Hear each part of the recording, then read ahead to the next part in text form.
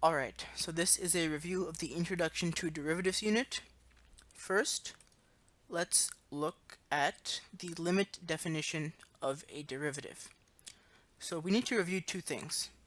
First, to find the slope between 2 points, you should know the equation y2 minus y1 over x2 minus x1, or since y is just f of x, we can rewrite this as f of b minus f of a over b minus a.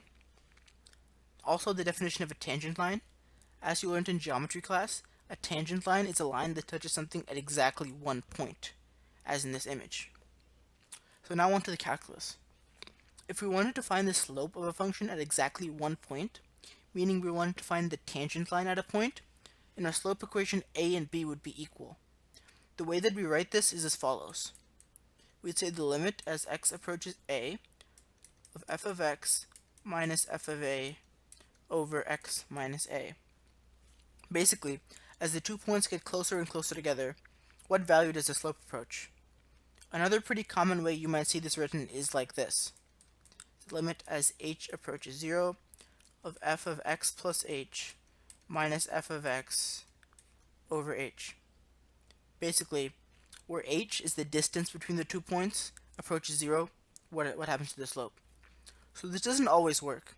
If a function has a sharp point, called a cusp, a discontinuity, including a removable discontinuity or a hole, or a vertical tangent line, then you can't find the derivative at that point. It's just not possible. However, you can find the derivative at any other point on the function just fine. So the limit definition can get extremely tedious to calculate, so there are many established rules to find the derivative of a graph given its function. First, the derivative of a constant is just 0. This makes sense because a horizontal line always has a slope of 0. Next, if you're differentiating a function being multiplied by a constant, the constant can be pulled out to make calculations easier.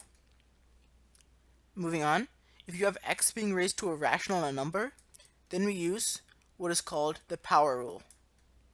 Bring the exponent down as a coefficient and then subtract 1 from the exponent.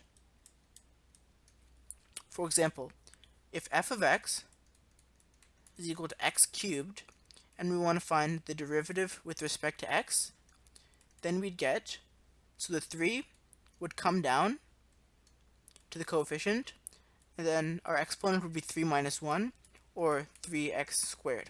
So the derivative of x cubed is 3x squared. If you're differentiating the sum or difference of two functions, you're just going to take the derivative of the sums,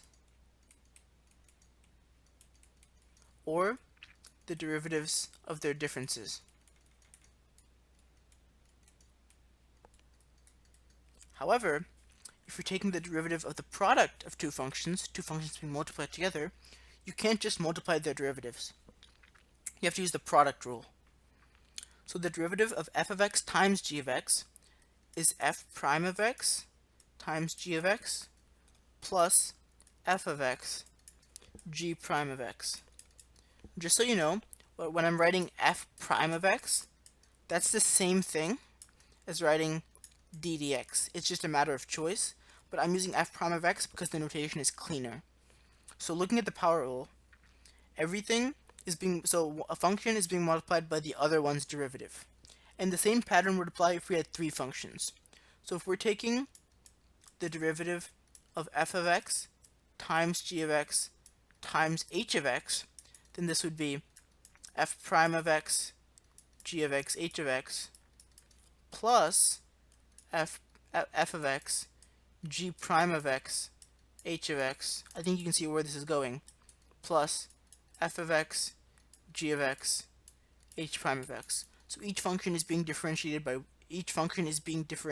once, and it is being multiplied by the other two original functions. If you're dividing two functions, you're going to use the quotient rule. Mathematicians are clearly very, very creative when it comes to naming things. So the derivative here is g of x times f prime of x minus f of x times g prime of x all over g of x squared. It's always bottom times derivative of the top minus top times derivative of the bottom all over bottom squared. At least that's how I remember it.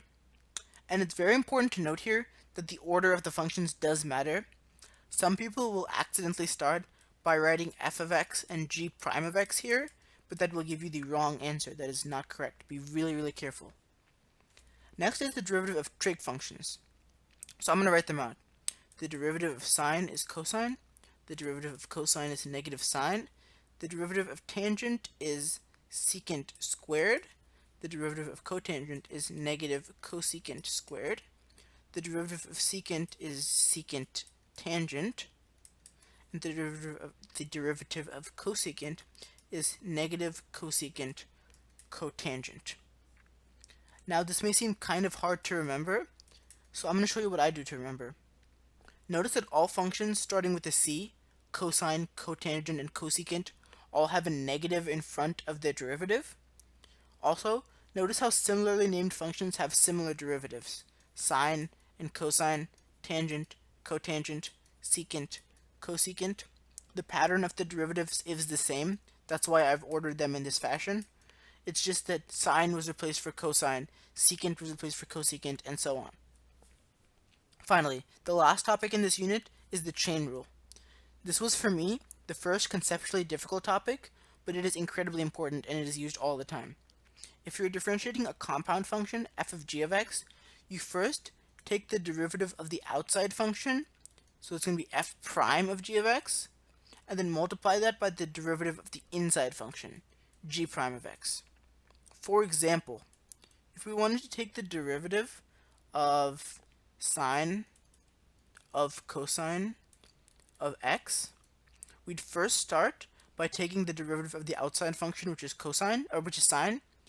The derivative of sine is cosine, so we'd have cosine of x, and then we'd multiply this by the derivative of the inside function, which is cosine. So we'd multiply this by cosine of x, which is the derivative of cosine of x, which is negative sine of x. And if I were to rewrite this to make it look nicer, it would be negative cosine of x times sine of x. So this would be the final answer to that derivative. And that was it. So hopefully you found this video helpful, and I will see you in the next video. Goodbye.